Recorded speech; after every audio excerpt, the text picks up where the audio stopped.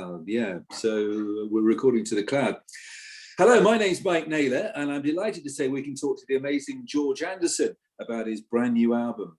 Songs from Tomorrow is his fifth release, Secret Records. It contains 13 tracks and 3 bonus ones, and was recorded between March and December 2020 during the coronavirus pandemic. Well, George, hi. Thanks for being with it. Was this a project that you'd actually began before lockdown, or was that the spur that you needed to start writing? It was a spur that I needed to start writing because I knew that this was going to happen for quite a while, and it was coming up about every 3 to 4 years. I do a solo album, so the time frame was kind of coming up to do something. So yeah, it was the spur to do something. I had to immerse myself creatively into something in order to be positive with what was going to happen. But also you sort of don't hide away from the fact that we're in the pandemic, and the first track is called Lockdown, and 2 or 3 others obviously refer to the virus. So you weren't shying away from what's happening in the world. No. I felt it important to chronicle where we are as an artist. And the only way that I can do it is via music. So, there are ways of doing it. Like I could be really pessimistic about it, but as a musician, as a humanist, I always believe in the fortitude of the human spirit. So, how do you go about writing as a bass player? Do you sort of bash out a melody on the bass, or do you use other instruments? Yeah, there's various kind of things. It's according to the track. If it's a funk track, it obviously lends itself more to the bass line first, and then a song will wrap itself around that. If it's like a ballad track that needs chords and keys and stuff like that, the keyboard comes into play. But I think it always starts with some kind of, well, for me, it starts with a kind of a groove, either a drum groove, or something, and then you just add on bits as and when the kind of muse gets to you, really. And because of the circumstances you found yourself in, were you doing these grooves or this jamming to start a song off all on your own? Yeah. For this type of new process, I mean, if we go back in the day to the kind of 80s, before kind of computers and things came on board, you kind of needed other people to try and work your ideas with. But because of the advent of computers and modern technology, you can kind of do most of it yourself because of what's available, kind of music and technological wise. So it was something that I was used to doing. And what you do, you kind of get a format, kind of a guide, and then you involve the other parties to try and improve on what you've made. Yeah.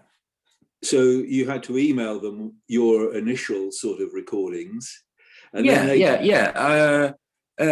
bit by bit. I mean, say I had a very vague kind of idea, I would then approach my keyboard player of choice, who could make sense of my kind of musical nonsense and pin it together. So there's a kind of a basis of musicality, either with a chorus idea, a verse idea, or a bridge idea, and then I would take those components back and kind of edit them together until I've got a kind of a song format. Still no lyrics though at this point? No. Well, a kind of an idea. So Lockdown, obviously, that was the idea, to do something around the lockdown. So I decided to do something that was uplifting.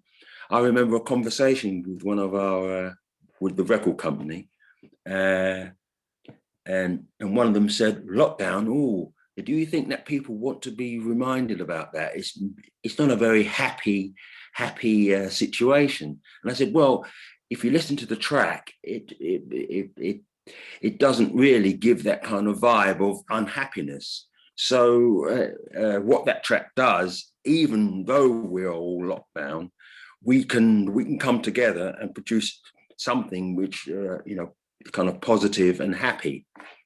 Well, and it certainly is. And Lockdown is the opening track after your traditional short intro. Yeah. So when you do the recording process, then were you able to use the sort of Zoom technology or internet technology to sort of try and play these tracks together live, or was that not possible? No, because of the kind of lag, kind of delay thing. As I said before, the keyboard player would do something, and then I'd work on the kind of structure, and then I'd give it to my vocalist, Debbie Bracknell, who would then, I would have some kind of melody ideas. I'm not a great vocalist at all, so I need help in those areas. So I'd give it to her to kind of, again, make sense of what what my ideas are. And it's always better when somebody like a vocalist kind of or keyboard player interprets your idea. It always sounds better. So she would sing the idea, and then I would get a kind of a vague kind of notion if it's suitable for a male vocal or a female vocal. So then that idea would that process would lend itself to, as I said before, finding out if a vocalist should be male or female. It's a really kind of organic process, very organic process. I'm sure other people have different processes, but this is the process that I've used to do my 4 solo things and the Shakatak stuff that I've done as well. So yeah. Well, but it does sound amazing, and oh, great! You've got 9 other musicians, and you've got 6 vocalists on this. I yes. mean, there's very, very obviously strong brass section as trumpets, saxophone, and trombones. I mean, to me, it does sound like it could have been a live sound. I kind of try to get that kind of vibe, and a lot of the songs, well, most of the songs I wrote, apart from a few high-end kind of covers, as we'd say.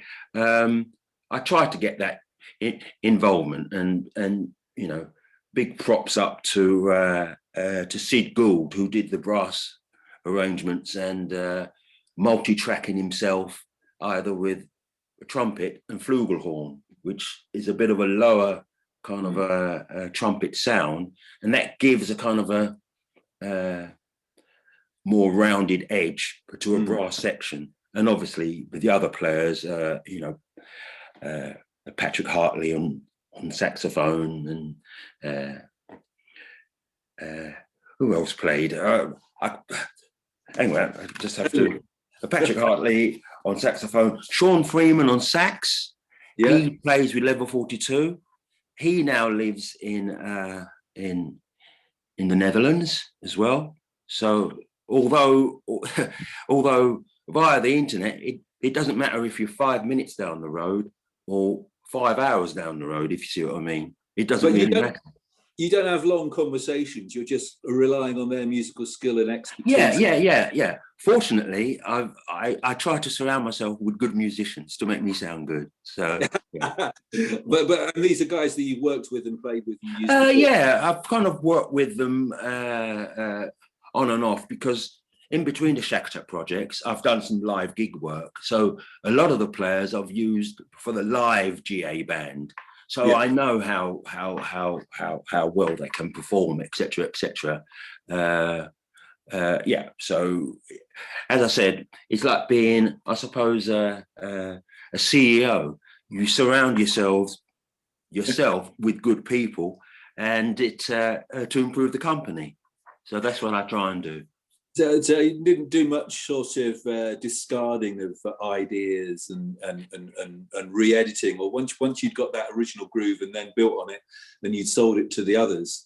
Allowed them the space, and it all sort of flowed, did it, bit by bit? Yeah. Although there's 13 tracks on the CD, I recorded numerous other sketches of ideas. And normally when you sketch an idea out and you kind of work on it for a day or two, you kind of get the indication if it's going to work or not. So then it becomes a kind of a filtering process. No, that idea doesn't work. And then start another idea. So it's, as I said, it's very organic. So the first track, Lockdown, as you say, despite the topic, is very upbeat and uplifting, really. And okay, in a sense, so too the next one, Love Makes You Feel the Pain. Interesting lyric. Is that sort of talking about something that's happened personally or not? Yeah, it can. But it applies to everybody. Yes. So, yeah. And then that sort of upbeat nature continues on the title track, Song for Tomorrow. Sing a song of joy and hope in the key of life. Follow your heart and soul, it feels so right. Look to the sky, it radiates truth. Open your soul and your mind to a new space divine. Okay. That's your humanist sort of philosophy in that, is it? Yeah, it's, I mean, in terms of influences, I mean, that particular track is my kind of lyrical kind of take on Stevie Wonder, you know, that type of message of joy and hope, and we can overcome. There's nothing that the human spirit cannot do if we all pull together. So that's my kind of effort. Good. At that. Well, I'll come back to that later because I want to talk about the future. But talking of Stevie Wonder, the following track on the album is his amazing song "Higher Ground." I guess you always loved it from the first time you heard it, yeah? Of course, yeah. I mean, on my record collection, I've got quite a few albums. I didn't throw them away. Stevie is the first lot of albums, so it's Stevie #1 and then everyone else after that. That's how I kind of done my kind of library of my albums. I mean, this track, it could be from, I don't know, any era. It's just going to stand the test of time, isn't it? Really, it's timeless, but it's his great sort of funky sound. Yeah. I mean, Stevie's still a great artist, kind of musician, but a lot of musicians go through, the purple patch, and the purple patch is that early 70s Stevie Wonder period where his songwriting and the songs and the production were, I think, at his pinnacle, really. So that was at a period where everything that came out was absolutely brilliant. And that sound, if you like, whether it's Superstition and Song Talking Book and that, it was pretty innovative at the time, wasn't it? It was. I used to remember, because at that time I was into kind of prog rock and all kinds of things, but Stevie was one of those artists where he'd do an album, I don't know, about once every 2 years or once every 3 years. It was an event because you just wanted to hear what new thing he was going to come out with. And for a while, everything that he came out with, it was like wow. And absolutely. So the first 5 songs on your new album, George, Song from Tomorrow, are very up tempo, but as I said, I think uplifting as well, which is good. You got a couple of slow ones, which are a lovely contrast. And the first of those is called "Keep the Faith." Just tell us about that song, really, could you?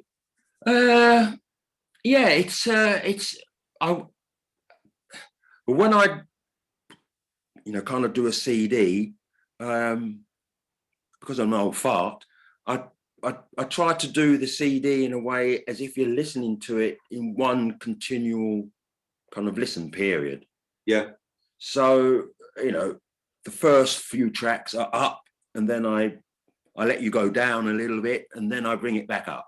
Okay. So Keep the Faith was my, the first bit where I was going to bring the audience down a little bit, to be a little bit more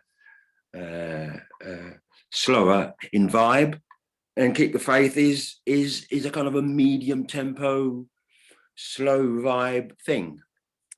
As is, in a sense, flow. And I was interested in this because the lyrics are: another child looking at a mother from this lifetime, hands on a window to feel her soul, miss her touch all too much, her voice, her look, her tender touch, taken by a virus that's so cruel. Is this again referring obviously to the pandemic? Yeah, And somebody you knew, but just generally? Yeah, my sister passed away. Not due to COVID, but maybe, anyway. So yes, and she was obviously in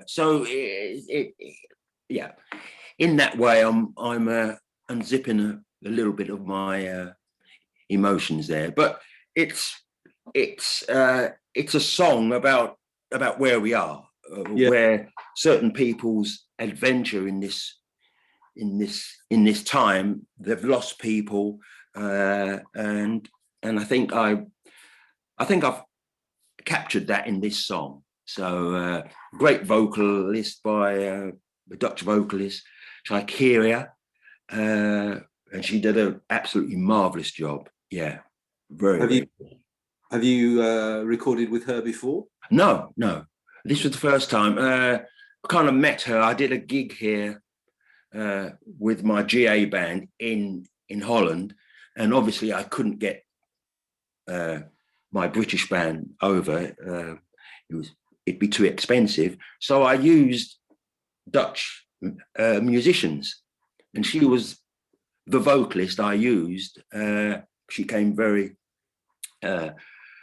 People spoke highly of her, so I used her, and then I thought, this is the vocalist I can use if I do another CD, and I used her, and she was absolutely fantastic. Yeah, well, you've got 6 female vocalists on this, and Debbie Bracknell, she does the song before, Keep the Faith, and I think you've worked with her before, haven't you?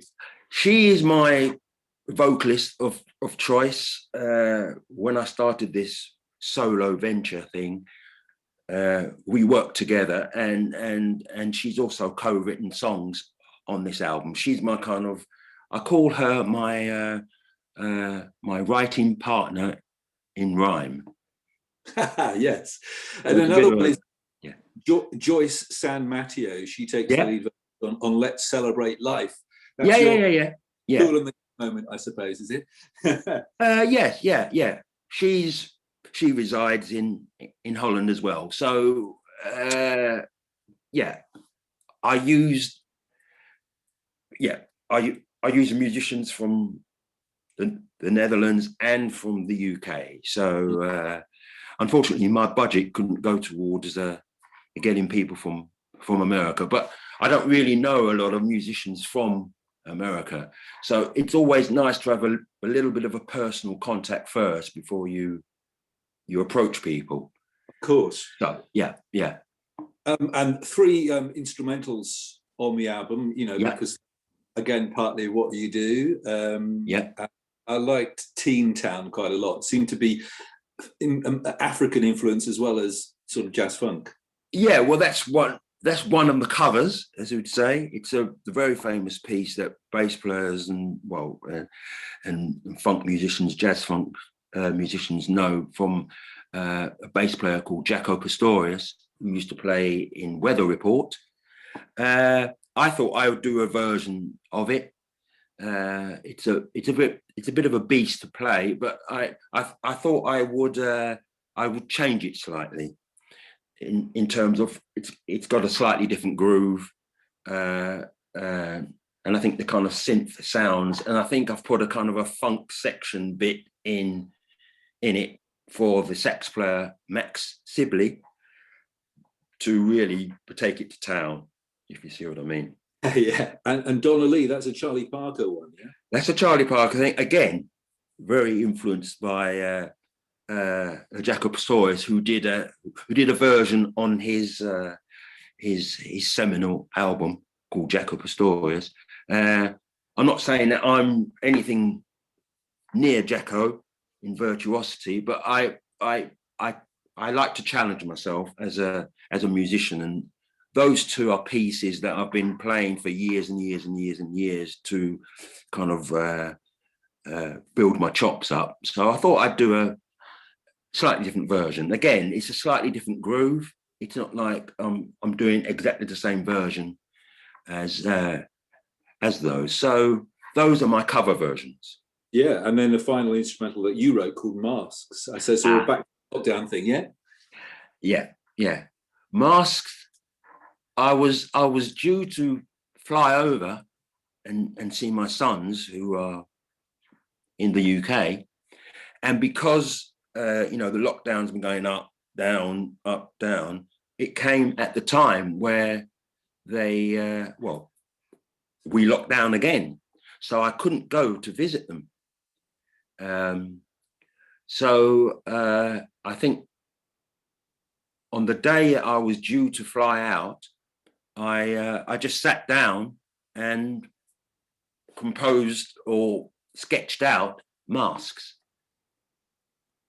I was going to call it Mask, but then I was encouraged to call it Masks because it goes through different movements, if you see what I mean. So yeah, and again, it's kind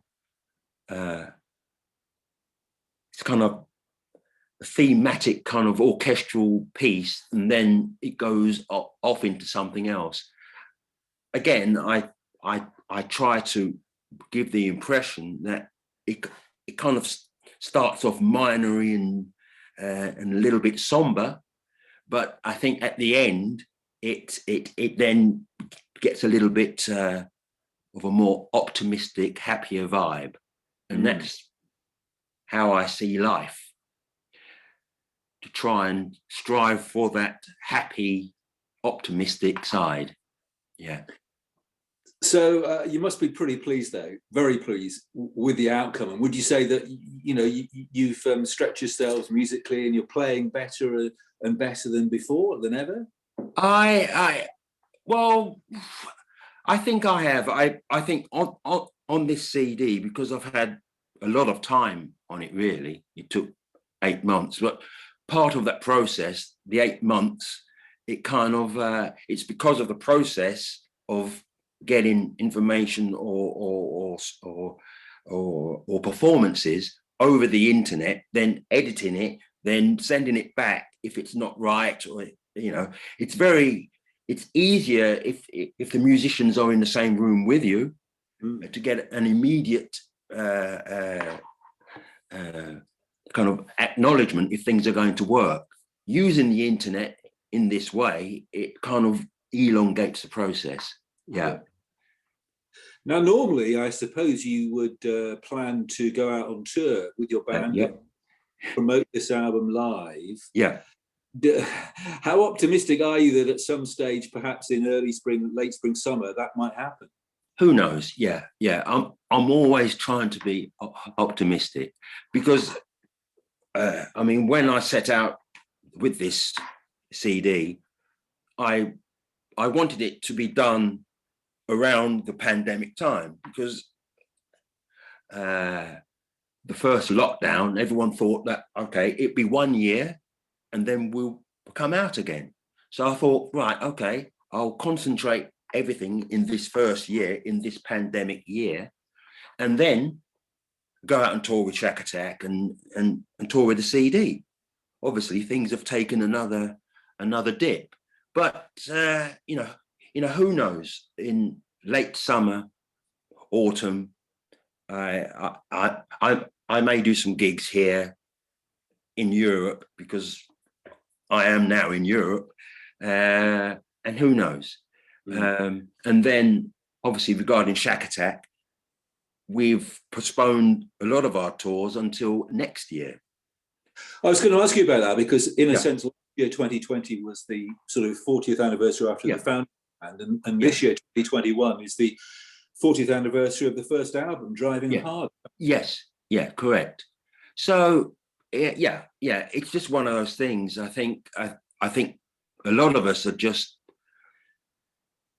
like everyone else, just trying to get through this until we get to a phase where we can actually go out and perform again, because there's nothing like playing in front of a live audience, of course.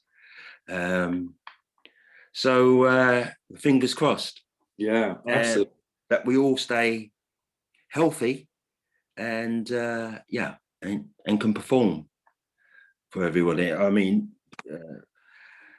sad news today, or last night, that one of our kind of founding fathers of fusion music, Chick Corea, has passed. So who knows what's around the corner, but I always try to believe and think that being optimistic and looking at the future in a positive way is the only way that we can reconcile ourselves mentally. Absolutely, but during the winter it's hard, and I know so many people, and I'm feeling the strain of it, and it's a struggle. Again, each day can become repetitive, merge into the next. Sure. And you've got to focus, and your focus clearly has been music and making the album, George. It's been brilliant to talk to you. Okay, great. The album is called Songs from Tomorrow by George Anderson. It's on Secret Records, 13 tracks plus 3 bonus ones. It will make you feel good. It will make you feel joyful and uplifted, mostly. And it's beautifully put together, despite the constraints and the difficulties in working, not in a studio together. I think you've overcome those brilliantly. And thank you. Really good to talk to you about it. I have to say the cover design is absolutely brilliant by Marquise Palmer. Again, he lives here. He did an absolutely brilliant job. It's fantastic. It sums up kind of all what I'm about. I mean, in the background there, you can kind of see a little bit of some kind of city from somewhere, from either the past or in the future.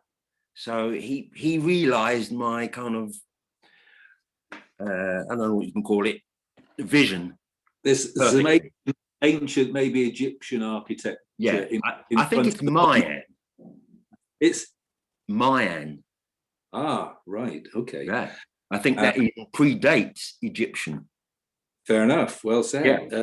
And then there's a 4-legged animal in there too. And then I guess what could be a sickle, but also a flute player or a bassoon player or whatever. Yeah, well, that is an ancient. I use that a lot on my CDs. That's called a cockapelli. Now, the story with this, apparently, it's one of the first drawings by prehistoric man. Wow.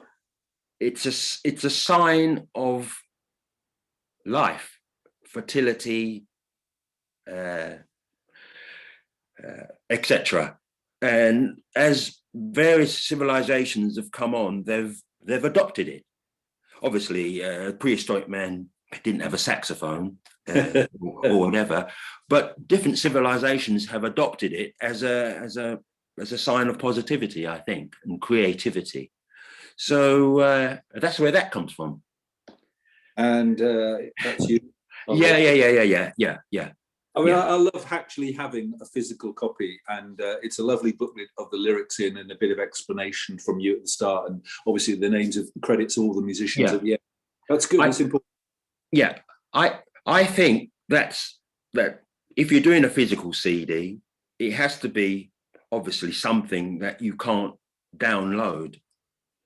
And I think what I've tried to achieve is you may be able to download the album for whatever it is, £9.99 or something.